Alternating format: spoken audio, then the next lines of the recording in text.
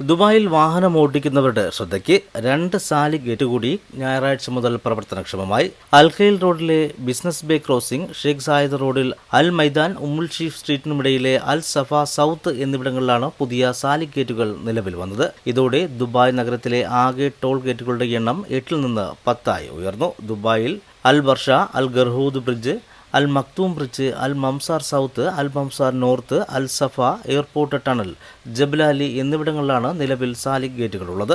സൗരോർജ്ജത്തിൽ പ്രവർത്തിക്കുന്ന ഗേറ്റുകൾ എന്ന സവിശേഷതയും പുതിയ സാലിക്കിനുണ്ട്. ഗതാഗത നിലവാരം ഉയർത്തുന്നതിനും ട്രാഫിക് കുറയ്ക്കുന്നതിനുമായി 2007 മുതലാണ് ദുബായിൽ സാലിക് ഗേറ്റുകൾ നിലവിൽ വന്നത്. വാഹന ഗതാഗതം കുറയ്ക്കുന്നതിന്റെ ഭാഗമായി ദുബായ് മെട്രോ, പൊതു ബസ്സുകൾ, മറൈൻ ഗതാഗതം എന്നിവ പോലുള്ള പൊതുഗതാഗത ഓപ്ഷനുകൾ ഉപയോഗിക്കാൻ ആളുകളെ പ്രോത്സാഹിപ്പിക്കുകയും ചെയ്യുക എന്ന ലക്ഷ്യം കൂടി ഇതിനു പിന്നിലുണ്ടെന്ന് RTA അറിയിച്ചു. പുതിയ സാലിക് ഗേറ്റുകൾ സജ്ജമാകുന്നതോടെ Sheikh Mohammed bin Zayed road, Dubai Al Ain road, Ras al Khor road, Al Manama road, infinity bridge, Al Shindagha tunnel വഴിയുള്ള വാഹന ഗതാഗതം വർദ്ധിക്കും.